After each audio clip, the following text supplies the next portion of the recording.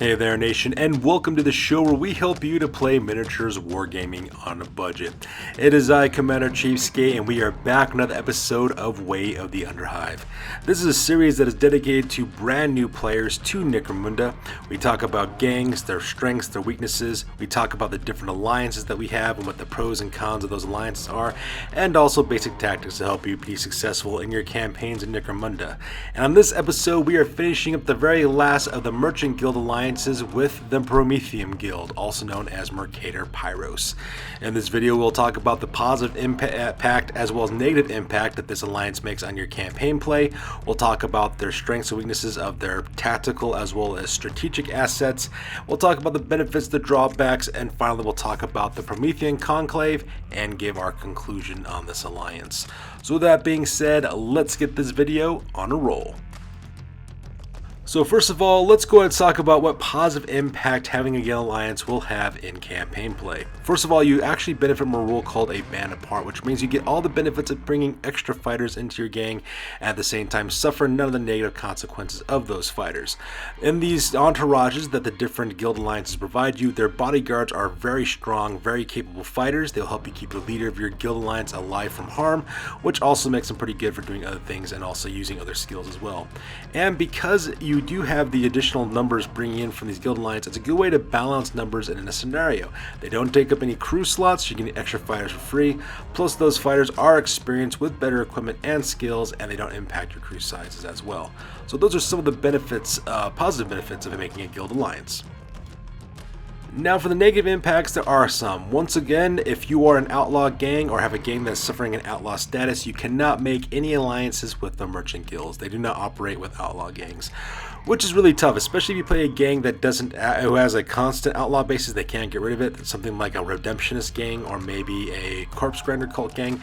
But for those of you guys who do play those kind of gangs, though, you do still have noble house alliances as well as criminal alliances, and we'll talk about those in future videos. So that's one of the negatives of making an alliance with a guild. Secondly, you can also lose the alliance with the guild through some pretty serious game mechanics. Things like guard duty ties as well as drawbacks can actually cause you to lose your alliance, so you do have to take that into consideration.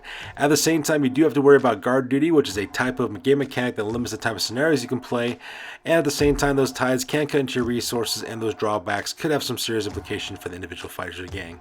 So when the time comes for you to make a guild alliance, it's always a good idea to double check what the positives and negatives are and kind of weigh it between yourself to figure out what alliance you want to make. So from there, we're going to talk about the Promethium Guild. Now, the Promethium Guild consists of what I like to call tactical assets as well as strategic assets. Tactical assets are game mechanics that affect individuals or combat on the battlefield. So these are things that are actually going to be impacting your day-to-day gaming on the tabletop. At the same time, strategic assets, however, are game mechanics that impact a gang during the course of a campaign. So these are things like boost your reputation, getting additional credits or territories, etc. Now, for the Promethium Guild actually is a very great tactical asset, and the reason why is because the fighter provides with its entourage on the battlefield, and when you combine with the weapons that they provide as well as the benefits they give for game mechanics, this entourage is really helpful in the scenarios that you play in the future. Now, however, when it comes to their strategic assets, though, the Promethium Guild is a fair strategic asset, and the reason why is because it helps the host gang with ammunition needs for plasma as well as blaze weapons. Any weapons that have the scarce attribute also automatically become plentiful, and same thing with blaze weapons, you get to reroll ammo rolls and things of that nature. So, depending on how you kit out your gang, and an alliance with the Promethium Guild will pretty much make a fair strategic asset. So now that we're talking about their tactical and strategic assets, let's go ahead and talk about the benefits and the drawbacks of the Promethium Guild. So when it comes to Promethium Guild, you have the benefit value of Helmwar's Radiance, which means it removes the scarce traits from plasma and blaze weapons, and they don't have scares, they gain the plentiful trait instead. So it's really going to help you out with your ammo rolls and also securing ammunition for those weapons. So for example, if you're playing a game that uses a lot of flamers, like House Kaldor for example, or if you're actually a game that does a lot of plasma-based weapons, like either Van Sar, Orlok, those kind of shooting limited gangs, this benefit could actually really help you out for the long run as well. And so because that's something you might want to take a useful idea about in that one. Unfortunately, if you do, well, actually, not unfortunate, but if you are a Counter gang member and you do have Redemptionist, but you don't have the Outlaw trait because you have more law-abiding Counter gangs members than you do Outlaw Redemptionists, this could really help you out because those Redemptionists really like to use their flaming weapons, and that could really help you out a lot as well. At the same time, you also get another benefit called Light in the Darkness, and you can create any kind of blackout condition you want at the end of any time and during any phase in a game. So because of that, if you're a combat-oriented gang, for example, that really needs to close a distance with your enemy you don't want to be shot at, such as a Goliath gang, this would really help you guys out. You can black out the lights, keep it going for a little while until you eventually make it to close enough to attack your enemy, and then turn the lights back on to cause chaos. So this could really help you out. Or for example, if you're playing a Delag gang, if you want to create a blackout condition so that way you can use your photo goggles to kill your enemies at a distance, this could all really help you out as well.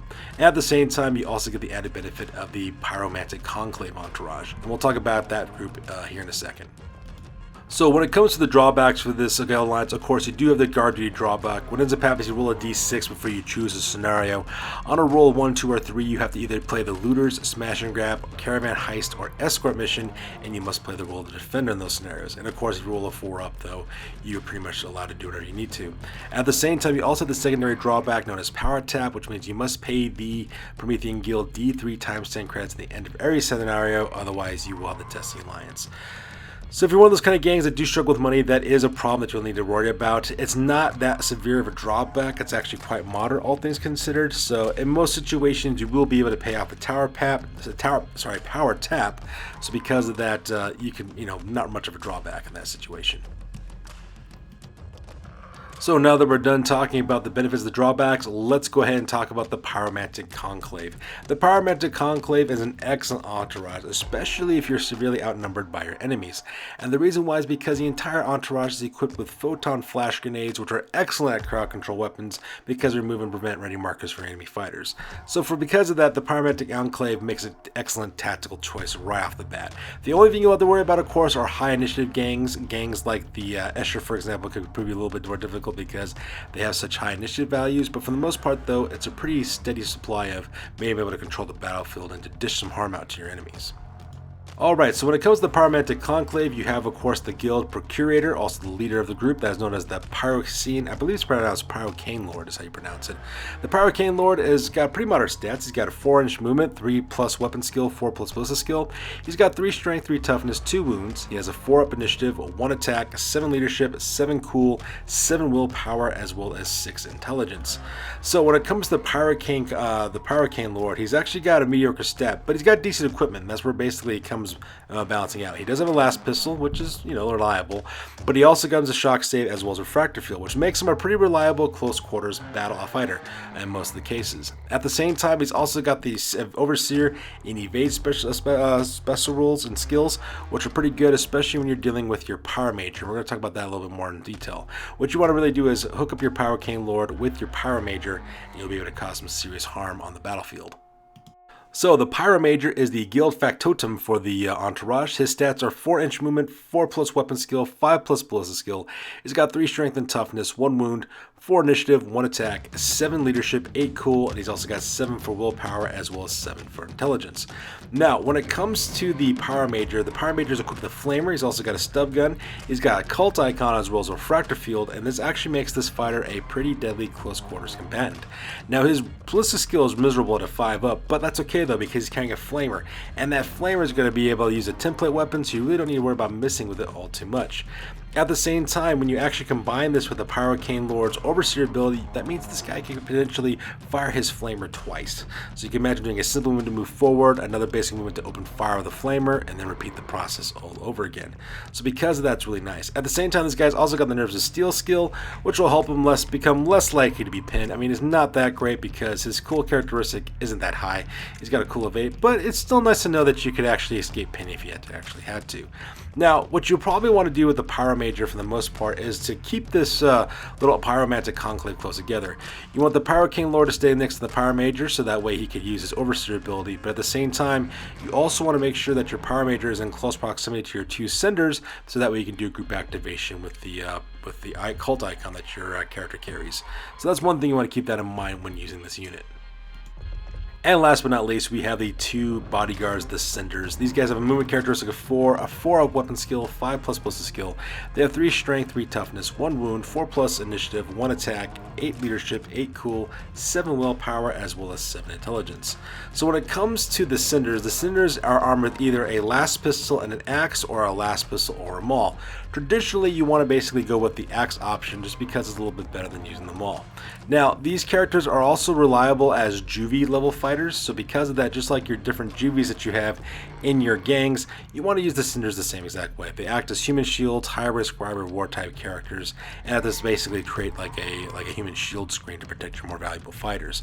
Now, when it comes to these characters, what you want to also keep in mind is that they also have photon flash grenades, and those are really nice because unless your opponent can pass initiative tests, they actually lose a raid marker with these photon flash grenades. So if you're fighting against an opponent that's actually outnumbering you, you could actually really use this to some great degree, and to kind of level the playing field a little bit.